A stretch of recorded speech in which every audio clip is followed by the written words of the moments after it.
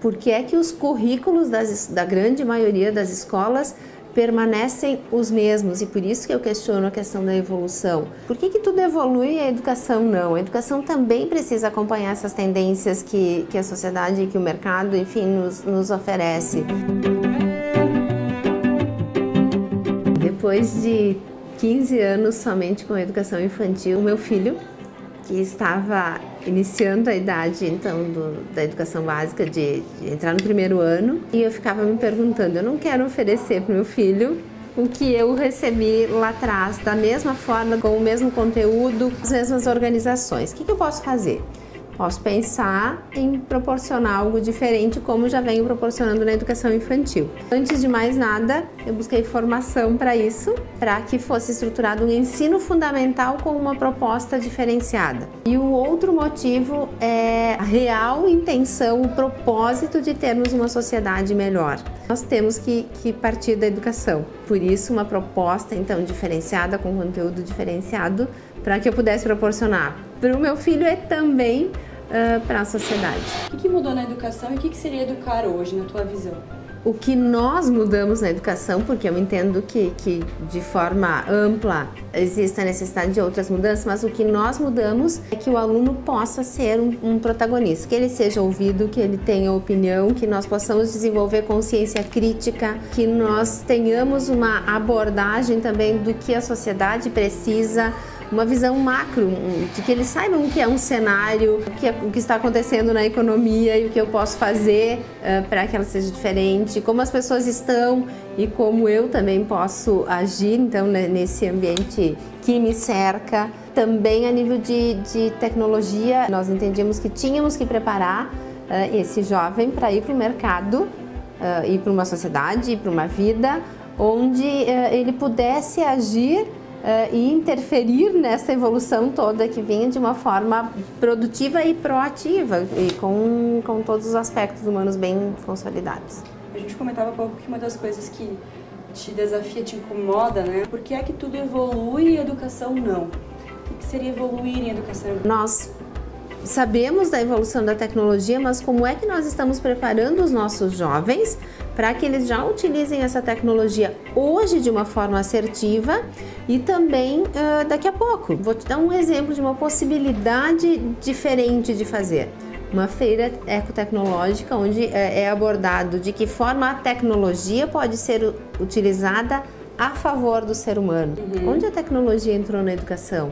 Por que é que os currículos da grande maioria das escolas permanecem os mesmos? E por isso que eu questiono a questão da evolução. Nós temos que aprimorar os nossos currículos.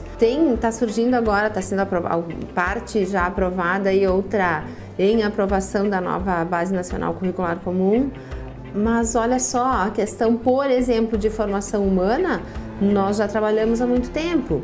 Quanto tempo ainda vai levar para que as escolas possam se adequar a essa exigência e comecem a aplicar? Como a educação, tu colhe a longo prazo.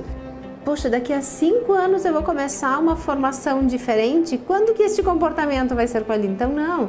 Nós precisamos evoluir também na educação. O que principalmente faltaria?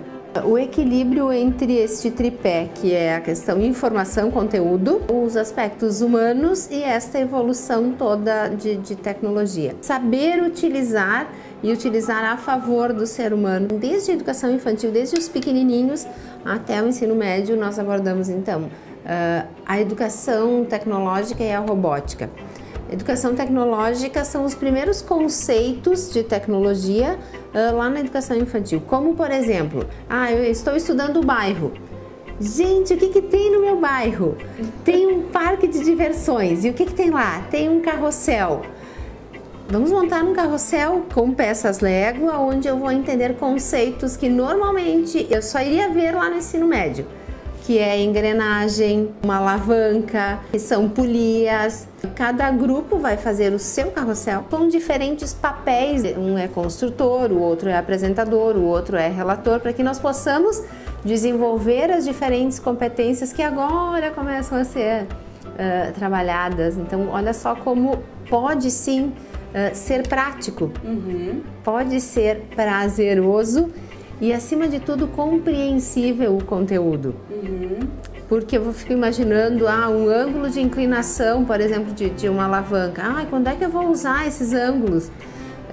Não, a gente utiliza, nós só precisamos entender aonde eles estão e o quanto nós utilizamos isso.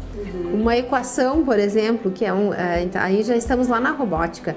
Vou fazer toda a programação de um robozinho ou de um carrinho e aí eu vou entender que o número negativo é quando eu monto lá uma montanha-russa e o carrinho que desce aquela velocidade negativa é um conceito e é um número negativo. Eu imaginei que eu nunca utilizasse o número negativo. Então, quando aquele conteúdo está aliado à tecnologia e à minha formação em como utilizar esse conteúdo, as coisas têm sentido. E o aprendizado motiva a querer mais. Gera curiosidade e eu tenho pesquisadores, eu tenho líderes, eu tenho pessoas com conhecimento muito maior, com a sabedoria, que é a possibilidade de aplicar esse conhecimento. É a gestão da emoção. Como é que é essa proposta de vocês? Justamente para que em diferentes faixas etárias nós possamos trabalhar as emoções adequando a cada faixa etária. Por exemplo, 5 aninhos de idade está iniciando uma curiosidade para descobrir, enfim, a diferença do menino e da menina. Como é que eu lido com isso? Em compensação, o jovem que está lá no ensino médio está angustiado para a escolha da profissão.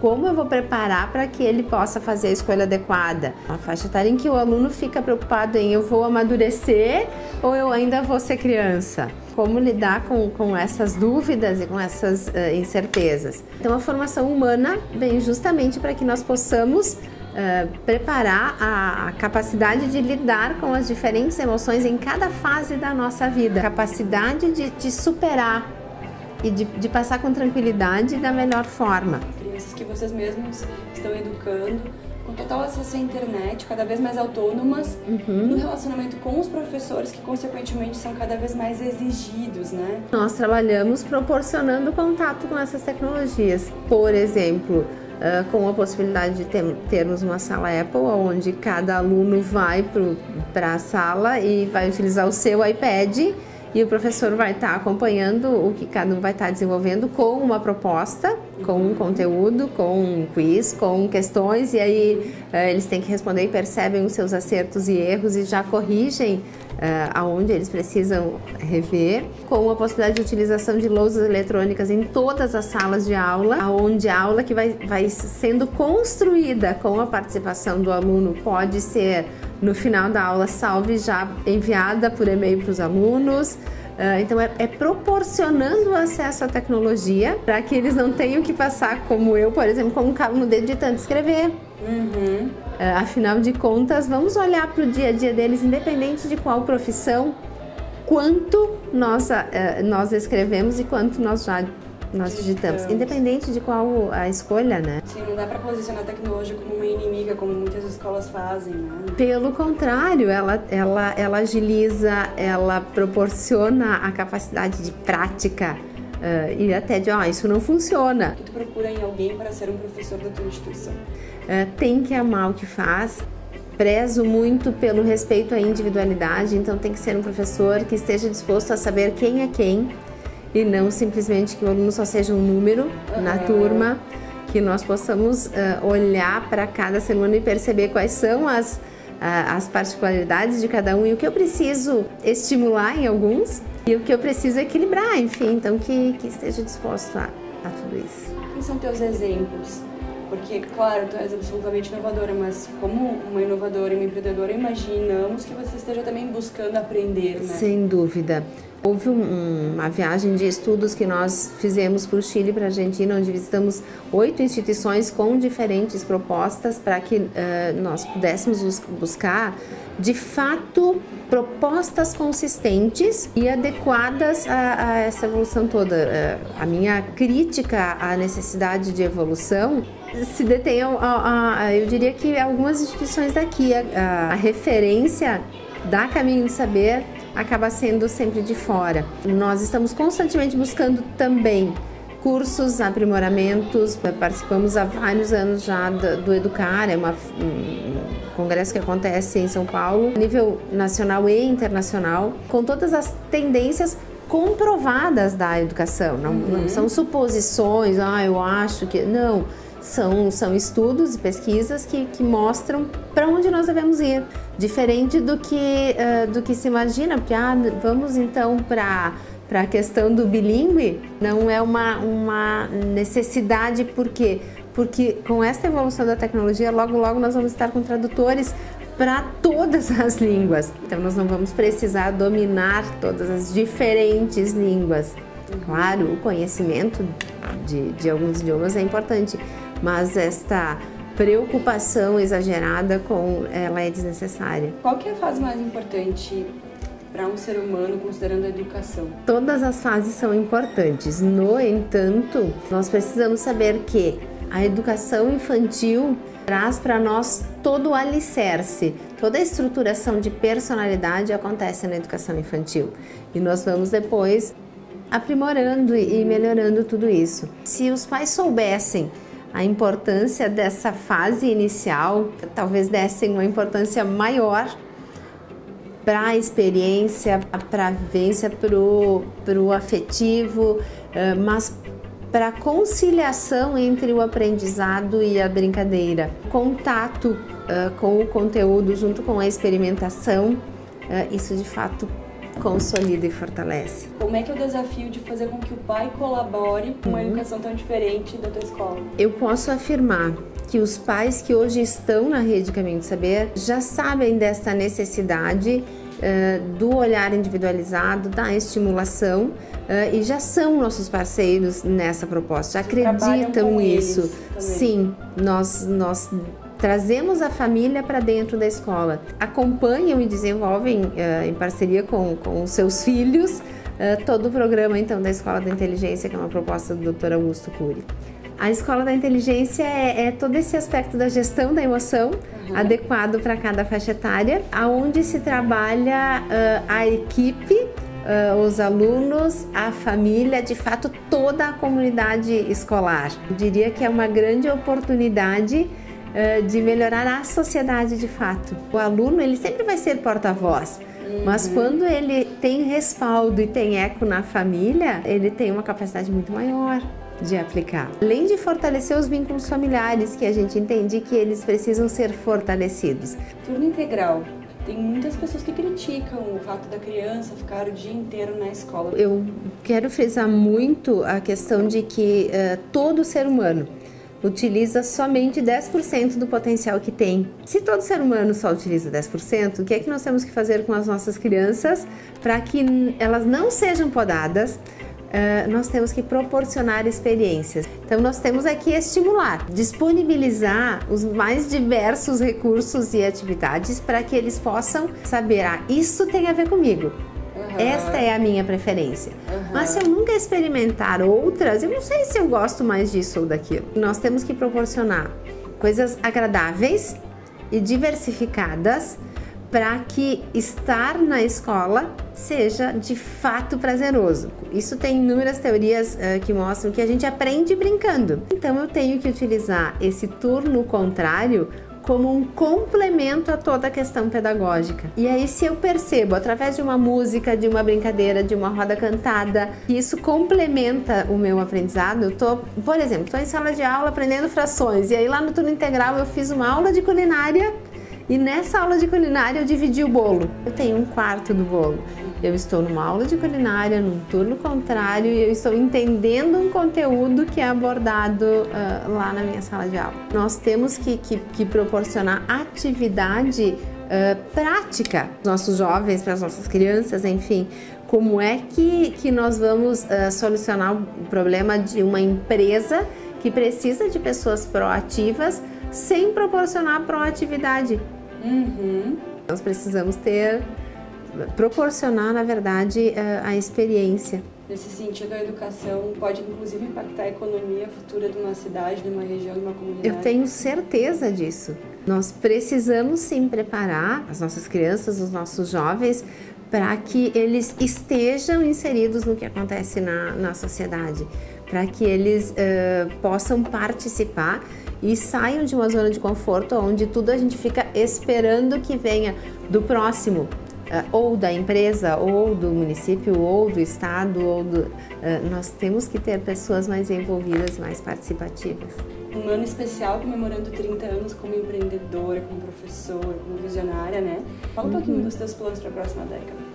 Um dos planos é a expansão, sim, deste modelo de trabalho, tem sido muito bem aceito. Os números mostram isso, né? Os indicadores estão aí para serem vistos, é a escola que mais cresceu e cresce. E a nossa, então, próxima ação é expandirmos este modelo de turno integral, de atendimento nos 12 meses do ano, de oferecer alimentação, de um currículo diferenciado com essa questão da tecnologia e do humano, proposta diferenciada como um todo também em termos de estrutura física. Então a ideia é desenvolver esse modelo de franquias e expandir para outros municípios na Serra no primeiro momento e depois nós já temos uma franquia, uma unidade no município de Feliz, que já está há 4 anos, é a capital do saber e que tem dado muito certo. E aí, quando já se tem um exemplo de sucesso, a ideia é dar continuidade. Eu imagino que isso deve ser muito criticado também por outras instituições de ensino pares que pensam de uma forma mais tradicional. Quais são as principais críticas ou os principais desafios assim, na convivência com os pares que daqui a pouco pensam um pouco diferente? O principal desafio, eu diria, que é motivar. Por quê? Porque a educação é importante para todos. Eu tenho muito orgulho em ter trazido para Caxias do Sul a questão da educação tecnológica e outras escolas ainda pensando em implantar. Nós não ouvíamos falar em turno integral antes da Rede Caminho do Saber, áreas também começaram a implantar. Então, ditar tendências me motiva, faz com que eu tenha vontade de motivar as demais, porque eu acho que quando se investe em educação, quem ganha é a sociedade, que na verdade tem espaço para todos. E os que acreditarem na mesma proposta, que possam vir conosco. Quem inova sempre vai ser copiado, né? Eu não posso pensar em mudar uma sociedade somente com os 1.300, 1.400 alunos da Rede Caminho do Saber. Eu preciso que as demais instituições também percebam essa necessidade, também façam isso com os seus alunos, para que nós possamos fazer um movimento de mudança. Uma das únicas instituições não confessional. Eu avalio como uma oportunidade para que nós possamos conviver de forma extremamente harmônica com as opiniões divergentes. Valores como respeito, ética, honestidade, sinceridade, eles independem de crença e eles são trabalhados no dia a dia. Você não precisa limitar isso a uma disciplina, é em todos os momentos. Eu tenho que acreditar nisso. E as pessoas podem ser assim. Nós não precisamos nos separar, né? Nós temos que nos juntar. Alguns momentos foram bem desafiadores no sentido de assumir responsabilidades, inclusive financeiras grandes, para dar passos largos, né? O que te fez assim, eu vou nesses momentos assim? Todas as dificuldades econômicas que eu passei durante toda a minha infância e boa parte da juventude também, todas as atribulações da minha família. Hoje eu de fato acredito que a educação move o mundo, porque quando eu lembro da minha mãe tendo que ir para a roça para conseguir plantar o milho para colher, para poder levar esse milho para um moinho, para poder ter polenta em casa, é uma dificuldade que eu acho que faz dizer, não quero passar por isso. Então acho que a gente precisa evoluir, buscar. Psicologia, por que depois de magistério, então, buscar essa formação? Porque eu queria contribuir para as pessoas. Toda aquela maravilha que dá para fazer em sala de aula, mas com pessoas felizes. E aí a psicologia trouxe isso. A questão de que eu posso, então, preparar as pessoas que terão essa preciosidade na mão, que são as crianças, os jovens, né, os estudantes, enfim. Nós não somos nada sem as pessoas. Mesmo com toda essa evolução tecnológica que está vindo, o homem precisa estar ali para operar e para melhorar e para fazer os ajustes que são necessários nessas evoluções todas. Então nós não podemos pensar em mudanças ou em evolução sem pensar nas pessoas.